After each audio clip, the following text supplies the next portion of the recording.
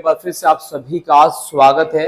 इस वीडियो में हम क्लास 11 के पॉलिटिकल साइंस का फर्स्ट चैप्टर का पार्ट 2 लेकर आ रहे हैं। इससे पहले हम इसका पार्ट 1 जो इंट्रोडक्शन पार्ट था उसको हमने कंप्लीट कर लिया। अगर आपने पहला पार्ट इंट्रोडक्शन नहीं देखा है तो उसका लिंक जो है इस वीडियो डिस्क्रिप्शन बॉक्स में दिया गया है, वहां से जाकर उसे कंप्लीट कर सकते हैं। और ये इस चैप्टर का सेकंड इंपॉर्टेंट पार्ट है, प्लीज एंड तक जरूर देखिएगा। और मैं आप सभी से गारंटी से कह रहा हूँ, अगर आपने इस वीडियो को कंप्लीट देख लिया तो इस चैप्टर से जितने भी क्वेश्चंस आपके पेपर में आएंगे वो डेफिनेटली आप 100% कवर कर लेंगे। आपसे कोई भी कुछ जो है क्वेश्चंस नहीं छूटने वाले हैं। तो प्लीज एंड तक देखिएगा। चैनल पहली बार आ रहा है तो चैनल को जरूर सब्सक्राइब कीजिएगा, सपोर्ट कीजिए, लाइक कीजिए, शेयर कीजिए। तो बात करते हैं आज के हमारे फर्स्ट इंपॉर्टेंट टॉपिक, वो है संविधान के प्रकार। जैसे मैंने पहले इंट्रोडक्शन पार्ट में आप सभी को बता दें कि संविधान होता क्या है और भारतीय संविधान में संविधान की शुरुआत कैसे और कहां से होती है। तो आज हम बात करेंगे संविधान के प्रकार कितने हैं, यानी दुनिया में कितने प्रकार के संविधान पाए जाते हैं। तो वैश्विक रूप से अगर हम बात करें तो संविधान दो प्रकार का पाया जाता है। सबसे पहला है हमारा जो हमारे सामने उपस्थित वह है लिखित संविधान। जी हाँ, सबसे पहला कौन सा है, वह है लिखित संविधान। लिखित संविधान का मतलब होता है एक ऐसा संविधान जिसको एक संविधान सभा के द्वारा, एक संविधान समिति के द्वारा लिखा जाता हो। भारत का संविधान एक लिखित संविधान है, अमेरिका का संविधान एक लिखित संविधान है। तो लिखित संविधान जो संविधान सभा द्वारा लिखा जाता हो उसे हम लिखित संविधान के नाम से जानते हैं। तो भारत का संविधान एक लिखित संविधान है। दूसरा है अलिखित संविधान। अलिखित संविधान एक ऐसा संविधान जिसको किसी संविधान सभा के द्वारा ना लिखा गया हो, उसे परंपराओं के माध्यम से या जो परंपराएं चली आ रही हैं उसके आधार पर उसमें जो कंप्लीट किया जाता हो तो उसे हम कहते हैं अलिखित संविधान। तो ब्रिटेन, न्यूजीलैंड और इजराइल का जो संविधान है उसे हम अलिखित संविधान के नाम से जानते हैं। भारत का संविधान दुनिया का सबसे बड़ा लिखित संविधान है, याद रखिएगा। भारत का संविधान दुनिया का सबसे बड़ा लिखित संविधान है। और कई बार सवाल पूछा जाता है कि किस देश के संविधान को शांति का संविधान कहा जाता है, पीस कॉन्स्टिट्यूशन कहा जाता है। उस देश का नाम है जापान। तो जापान के संविधान को शांति का संविधान कहा जाता है। इस प्रकार से भी सवाल पूछे जा सकते हैं आप सभी से।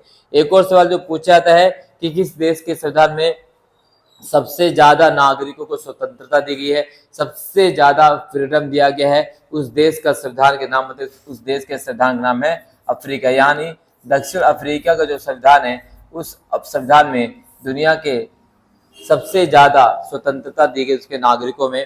तो ये दो चीज प्रकार से आपसे पूछा जा सकता है। पहला, विश्व का सबसे बड़ा लिखित संविधान भारत का। शांति संविधान किस देश को कहा जाता है, जापान के संविधान को। और तीसरा, किस देश के संविधान के नागरिकों को सबसे ज्यादा स्वतंत्रता दी गई है, वह दक्षिण अफ्रीका के संविधान को। तो अब बात करते हैं संविधान के कार्य क्या होते हैं। जी हाँ, क्योंकि जब हम संविधान बनाए या हमारे जो भी संविधान निर्माता थे स्वतंत्रता संग्राम के दौरान जिन्होंने हमारे देश के संविधान निर्माण किया, चाहे डॉक्टर BR अम्बेडकर हो, VN राय हो, डॉक्टर राजेंद्र प्रसाद हो, जिन्हों के द्वारा संविधान निर्माण किया गया। और संविधान निर्माण एक कार्य के लिए किया, तो कार्य क्या क्या है संविधान निर्माण के। सबसे पहले क्या है, सरकार के अंगों के बीच आपसी संबंध तय करें। जहाँ सरकार के जो अंग है, कार्यपालिका, न्यायपालिका, विधानपालिका, ध्यान रखिएगा, कार्यपालिका, न्यायपालिका, विधानपालिका के कार्यों के जो अंग है उसके बीच संबंध स्थापित करने का काम कौन करता है, हमारा संविधान करता है। जैसे कार्यपालिका काम क्या है, नियमों को लागू करना। विधानपालिका काम क्या है, नियमों का निर्माण करना। न्यायपालिका काम क्या है, जो नियमों का पालन ना उसे दंड देना। तो इनके बीच कार्यों के बीच आपसी तालमेल कायम करना, आपसी संबंध कायम करना कि कोई भी जो है संगठन, कोई भी जो है अपने कार्य क्षेत्र से बाहर जाकर काम ना करे। तो इस सारी चीजों को देखने का, संपन्न करने का कार्य कौन करता है, हमारा संविधान करता है।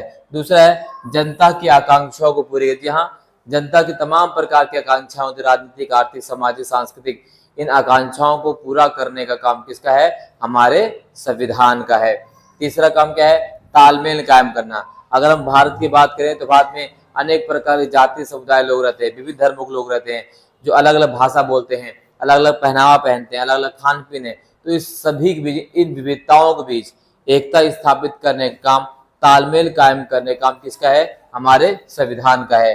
अंतिम निर्णय कौन लेगा, हमारा संविधान तय करता है कि भाई अंतिम निर्णय लेने की शक्ति किसके पास होगी, कौन अंतिम निर्णय लेगा, किसके निर्णय को सर्वमान्यता के रूप में माना जाएगा और किसके निर्णय को नहीं माना जाएगा, ये सारी चीज हमारे कौन करता है, हमारा संविधान तय करता है। सरकार की शक्ति एवं सीमाओं की, कोई भी सरकार जो जनता के नियमों के विरुद्ध कार्य करेगी, अगर जनता की स्वतंत्रता को, जनता की समानता को, जनता की अखंडता को, एकता को तोड़ने का प्रयास करेगी, तो उस सीमा को तय करने का काम कौन करता है, हमारा संविधान करता है।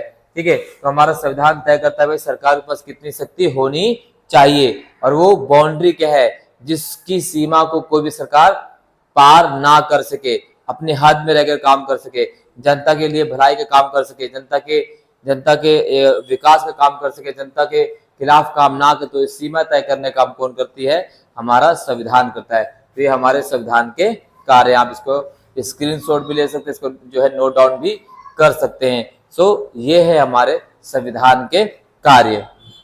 चलिए आगे बढ़ते हैं। अगला है विश्व में अगर हम संविधान की बात करें तो भाई विश्व में सबसे पहले संविधान सभा कहाँ बनाएगी, सबसे पहले संविधान किस देश का बनाया गया, यहाँ से भी सवाल पूछे जा सकते हैं। तो संविधान सभा का विश्व में सबसे पहला जो विचार आया था वो आया था ब्रिटिश नागरिक के द्वारा। जहाँ संविधान सभा का विश्व में जो पहला विचार दिया गया वो एक ब्रिटिश एक इंग्लैंड के नागरिक थे, उनका नाम था सर हेनरी मैन। तो सर हेनरी मैन वो पहले व्यक्ति हैं जिन्होंने संविधान सभा का विचार विश्व में सबसे पहले दिया है। उसके बाद अगर बात करें तो विश्व की पहली संविधान सभा, विश्व की सबसे पहली संविधान सभा कब बनाएगी, 1786 में अमेरिका के फिलाडेल्फिया, अमेरिका में एक सम्मेलन होता है फिलाडेल्फिया सम्मेलन, उसी सम्मेलन में विश्व की पहली संविधान सभा का निर्माण किया गया। उस समय अमेरिका में 13 उपनिवेश 13 स्टेट हुआ करते थे, इन 13 स्टेट मिलाकर अमेरिका का गठन किया गया था और इसी समय संविधान सभा का निर्माण भी किया गया था फिलाडेल्फिया में। यहाँ सवाल पूछा जा सकता है। फ्रांस में संविधान सभा गठन किया 1789 में और संविधान का निर्माण किया गया था 1793 में। तो यहाँ से भी क्वेश्चन पूछे जा सकते हैं। तो इस तरीके से विश्व में संविधान सभा की पहली बार मांग कहाँ उठी, संविधान निर्माण करने का प्रयास कहाँ किया गया, तो ये डिटेल्स भी आपको जाननी चाहिए। जब हम एक पॉलिटिकल साइंस विद्यार्थी के रूप में अपने आप को देखते हैं और एक आर्ट्स ह्यूमैनिटीज के स्टूडेंट्स के रूप में देखते हैं तो हमें वो बेसिक से बेसिक जानकारी हमारे संविधान के प्रति, हमारे राजनीति विज्ञान के प्रति हमें होनी चाहिए। फैक्चुअल में ये हमें जानकारी होनी चाहिए। चलिए अब बात करते हैं कि भारतीय संविधान निर्माण की शुरुआत कहाँ से होती है। मैंने आपको इंट्रोडक्शन पार्ट में पहले बता दिया था कि भारतीय संविधान सभा की मांग 1895 में क्या किया गया था, 1895 में पहली बार अगर हम बात करें तो बाल गंगाधर तिलक ने इसकी शुरुआत की थी। फिर 1922 में, फिर 1924 में, फिर 1934 में, फिर 1936 में। उसकी ये सारी चीज मैंने आपको पहले कवर कर रखा है। बात कर रहे हैं हम क्रिस मिशन। तो क्रिस मिशन 1942 में भारत में आया था। ठीक है, इसके हेड थे सर स्टेफर्ड क्रिप्स, इनकी अध्यक्षता में ये मिशन भारत में आया था और संविधान निर्माण के रूप में भारतीयों को, रायशुमारियों को शामिल करने के लिए इस मिशन को भारत में लाया गया था। बहरहाल ये मिशन पूरी तरह से असफल रहा और इसमें हमारे संविधान सभा की मांग या संविधान सभा की बात को स्वीकार नहीं किया गया। वह बात जिसमें हमने मांग की थी कि भाई संविधान सभा भारतीय द्वारा बनाई जानी चाहिए, भारत में ही बनाई जानी चाहिए, इस मांग को इस क्रिप्स मिशन ने अस्वीकार कर दिया। क्रिप्स मिशन कब आया था, 1942 में। इसके हेड कौन थे, सर स्टेफर्ड क्रिप्स। ये आपको याद रखना है, यहाँ से क्वेश्चन कई बार हमारे एग्जाम में पूछा गया है और पूछा जाएगा। भारतीय संविधान सभा की अगर हम बात करें तो भारतीय संविधान सभा की जो पहली बार विचार किया गया, पहली बार किसने विचार लाया कि भारतीय संविधान सभा होनी चाहिए, तो विचार लाया था M.N. रॉय। ध्यान रखना, M.N. रॉय के द्वारा भारतीय संविधान सभा का विचार लाया गया था पहली बार। 1945 में, जुलाई 1945 में इंग्लैंड में एक पार्टी गठन किया था, लेबर पार्टी। जहां 1945 में सेकेंड वर्ल्ड वॉर की समाप्ति के तुरंत बाद ब्रिटेन में सत्ता परिवर्तन होता है और ब्रिटेन में लेबर पार्टी की सरकार बनती है। और उसके बाद आप देख सकते हैं आज जब मैं ये वीडियो बना रहा हूं तो ब्रिटेन में दोबारा से लेबर पार्टी की सरकार बन चुकी है। आप सभी को पता होगा ऋषि सुनक जो है, जो पार्टी थी उनके हार चुके और लेबर पार्टी सत्ता में पूर्ण बहुमत से आई, बहुत ज्यादा सीटें उनको मिली हैं। तो एक बार फिर उसी चीज को हम याद करते हैं कि 1945 में जब ब्रिटेन में, इंग्लैंड में लेबर पार्टी सरकार आई और लेबर पार्टी जैसी सरकार आई तो लेबर पार्टी सरकार ने भारतीयों हित में फैसले लेना शुरू किया। जी हाँ, भारतीयों हित में फैसले लेना शुरू किया। उसके बाद 1946 में कैबिनेट मिशन भारत में आता है और जुलाई 1946 में भारतीय संविधान सभा का चुनाव होता है। जी हाँ, 1946 में क्या आता है, कैबिनेट मिशन। यही वो कैबिनेट मिशन है जिस मिशन के बाद भारत में संविधान सभा का चुनाव कराया गया और संविधान निर्माण की प्रक्रिया को शुरू किया गया। तो भारतीय संविधान सभा का निर्माण किस मिशन के द्वारा किया गया? तो मिशन है कैबिनेट मिशन। क्या है? Cabinet mission. कैबिनेट मिशन कब आया? 1946 में। कैबिनेट मिशन के माध्यम से भारत में संविधान सभा के लिए चुनाव कब हुआ? तो जुलाई 1946 में चुनाव हुआ था और उस चुनाव में संविधान सभा के सदस्यों को चुना गया था। तो अब देख लेते हैं कि भारतीय संविधान सभा के निर्माण में कितने सदस्यों को चुना गया था। तो अगर हम बात करें तो संविधान सभा जो निकाय कमेटी थी उसके सदस्यों संख्या 389 चुनी गई, यानी 389 सदस्यों को जुलाई 1946 में चुना गया। 389 और इस 389 सदस्यों में से 292 प्रतिनिधि किसके थे? वो ब्रिटिश भारत के थे। 292 किसके थे? ब्रिटिश भारत के। 4 प्रतिनिधि चीफ कमिश्नर प्रांतों के थे, जिसमें दिल्ली, अजमेर, मारवाड़, कुर्ग और ब्रिटिश बलूचिस्तान के 4 लोग शामिल थे। 93 जो प्रतिनिधि थे वो भारतीय रियासतों से थे। इस प्रकार से मिलाकर देखा जाए तो भारतीय संविधान सभा की जो निकाय सदस्य थी वो 389 थी। और इसमें अगर हम बात करें तो प्रत्येक प्रांत की सीटों को 3 समुदायों में बांटा गया था। इसमें मुस्लिम थे, सिख थे और जर्नल थे। जहां प्रत्येक, याद रखिए, प्रत्येक प्रांत की सीटों को 3 प्रमुख समुदायों में बांटा गया, मुस्लिम, सिख और जर्नल। ठीक है, ये भी आपको याद रखना है। संविधान सभा का जब चुनाव किया गया तो टोटल संविधान सभा के लिए सदस्य कितने चुने गए? 389। प्रत्येक प्रांत के लिए अगर आप बात करें, प्रत्येक जो सदस्य थे, प्रत्येक सदस्य जो थे वो 10 लाख लोगों पर एक, यानी हर एक व्यक्ति, संविधान सभा के जो सदस्य थे हर एक व्यक्ति 10 लाख लोगों का प्रतिनिधित्व कर रहे थे। तो यहाँ से कई बार क्वेश्चन पूछा गया है कि संविधान सभा के जो सदस्य थे वो कितने लाख लोगों को रिप्रेजेंट करते थे? तो वह 10 लाख लोगों को। चलिए बात कर लेते हैं। उसके बाद 3 जून 1947 को माउंट बेटन योजना अनुसार, जो माउंट बेटन प्लान था, उस प्लान के अनुसार भारत का विभाजन कर दिया जाता है। भारत 2 भागों में बट जाता है, हिंदुस्तान और पाकिस्तान। जहां द्विराष्ट्र सिद्धांत के आधार पर माउंट बेटन योजना अनुसार 3 जून 1947 को भारत का विभाजन तय कर दिया गया और भारत 2 भागों में बट जाता है, पाकिस्तान और हिंदुस्तान में। और भारत में फिर संविधान सभा के सदस्यों की संख्या कितनी रह जाती है? तो संविधान सभा के सदस्यों की संख्या 299 रह जाती है। 389 सदस्यों में से अब हमारे पास वास्तविक रूप में जो सदस्य संख्या थी वो थी 299।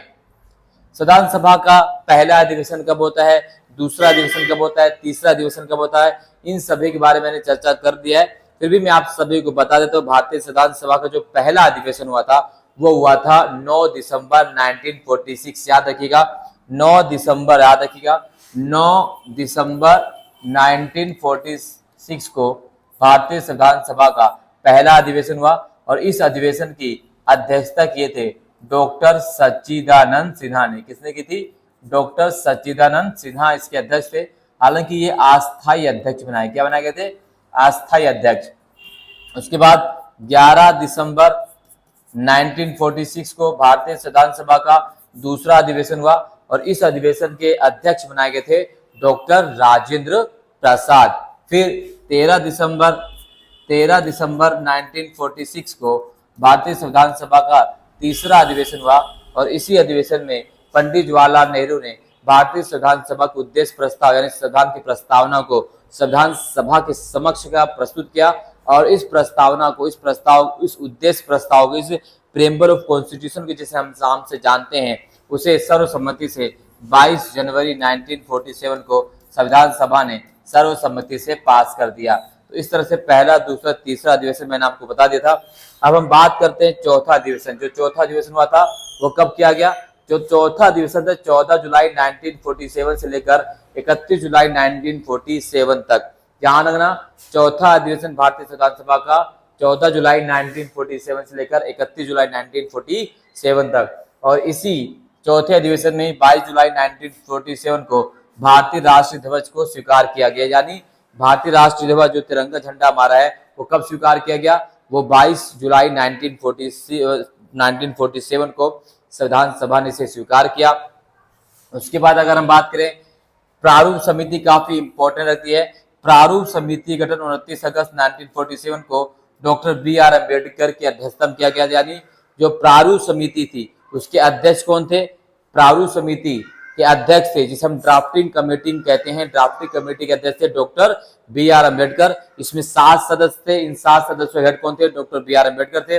और इस प्रारूप समिति ने संविधान सभा का प्रारूप तैयार किया, जिसको 21 फरवरी 1948 को संविधान सभा के समक्ष प्रस्तुत किया गया। तो संविधान जो प्रारूप समिति थी उसने संविधान सभा का प्रारूप कब प्रस्तुत किया? तो 21 फरवरी 1948 को संविधान सभा का प्रारूप प्रस्तुत किया गया।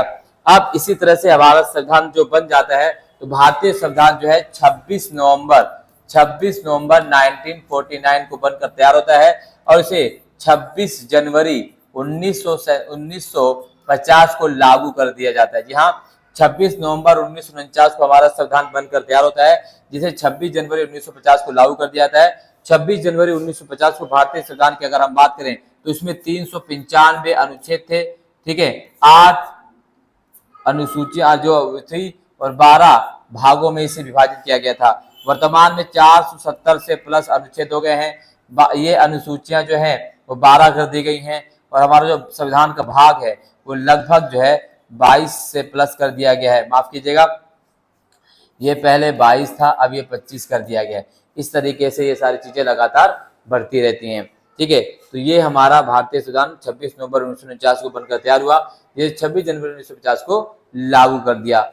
भारतीय संविधान को बनने में लगने वाला जो समय था, भारतीय संविधान को जो बनने में लगा समय था वो था 2 साल 11 महीने 18 दिन। ठीक है, और लगभग जो है भारतीय संविधान को बनने में 60 से लेकर 65 लाख रुपए खर्च हुए थे। 60 से 65 लाख रुपए भारतीय संविधान को बनने में खर्च हुए थे। भारतीय संविधान में टोटल सदस्यों ने कितने? टोटल 299 सदस्यों में से 284 सदस्यों ने हस्ताक्षर किए थे। भी आपको पता होना चाहिए कि भारतीय संविधान पर कितने लोगों ने हस्ताक्षर किए थे। तो 284 लोगों ने हमारे संविधान पर हस्ताक्षर किए थे। तो यहाँ से सवाल कई बार पूछा जाता है। अब जो है एक इम्पोर्टेंट टॉपिक जहां से सवाल और पूछे जाते हैं वह कि भारतीय संविधान जो है कहां से लिया गया है, हमारे संविधान के स्रोत क्या है, भारतीय संविधान की विशेषता क्या है। तो भारतीय संविधान के स्रोत और भारतीय संविधान की विशेषताएं, इसको हम नेक्स्ट टॉपिक में, नेक्स्ट वीडियो में कवर करेंगे। तो स्रोत कहां से, भारतीय संविधान की विशेषता क्या क्या है, इसको हम करेंगे अपने नेक्स्ट टॉपिक में, नेक्स्ट वीडियो में। इस वीडियो में बस इतने। आई होप आप सभी की वीडियो पसंद, अगर पसंद आई तो लाइक शेयर कमेंट जरूर कीजिएगा। चैनल पर नए हैं तो चैनल को जरूर सब्सक्राइब कीजिए, शेयर कीजिए, कमेंट कीजिए। बहुत बहुत धन्यवाद। जय हिंद।